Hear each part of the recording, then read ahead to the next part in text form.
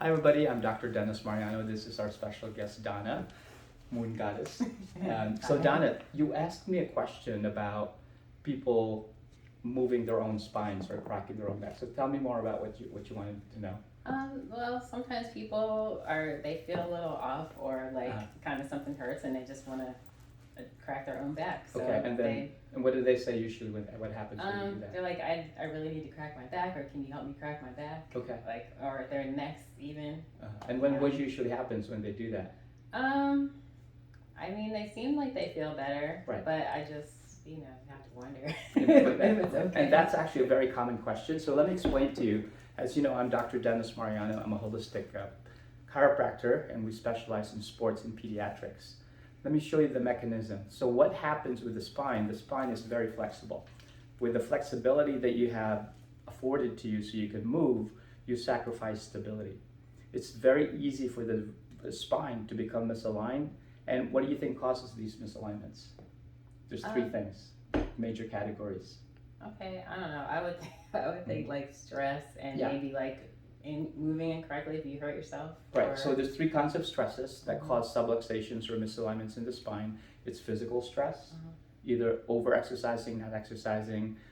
Emotional stress is a huge one, and also chemical stress, if your body's out of balance chemistry-wise. But let's go back to the point of cracking your own back. The mechanism that happens when you hear that cracking in the spine, there's two theories. One, it's there are actually tendons and ligaments that release that make that what's called a cavitation. It's a scientific word for it.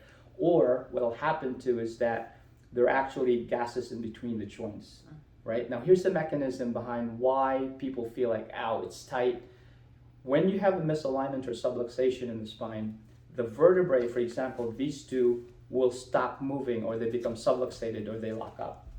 So then what happens, do you think, if this two are not moving, what happens to the one below or above? What do you think happens to those vertebrae? Do they move more or less? I would guess less. It seems like they would guess. Wait, it's a two. If these two are not moving, what happens to the one below or above? Oh, they must try and compensate By somehow. moving more. So this is called a hypomobility.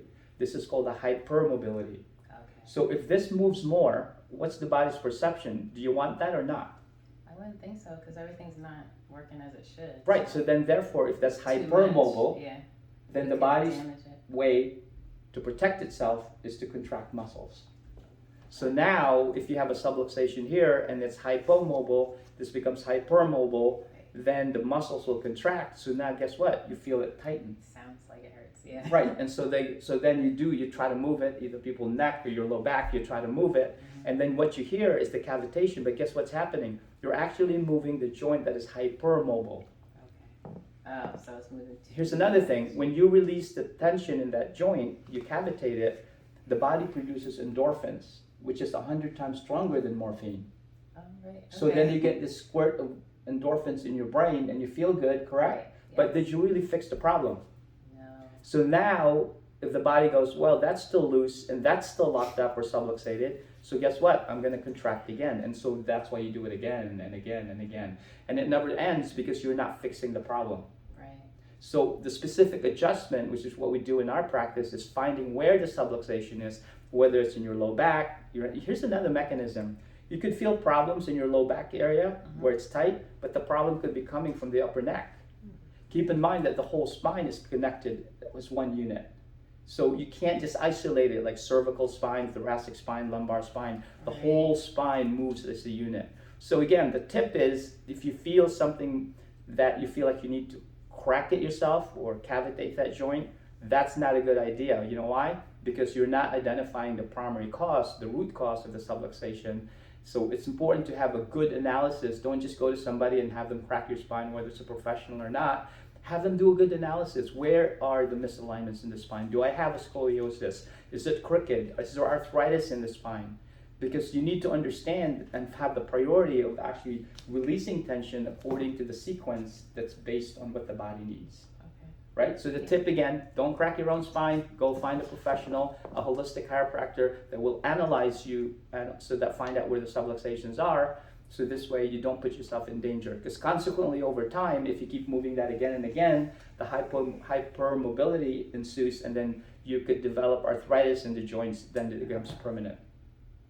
Okay. Is that helpful? Yes, I was going to ask if there would be problems, and you answered everything. Yes. There you go. Well, thank you so much, Donna, for helping us. I'm Dr. Dennis Mariano, your holistic chiropractic doctor. Hope you have a great day and pass this information on to people that need to know. Have a good day. Take care.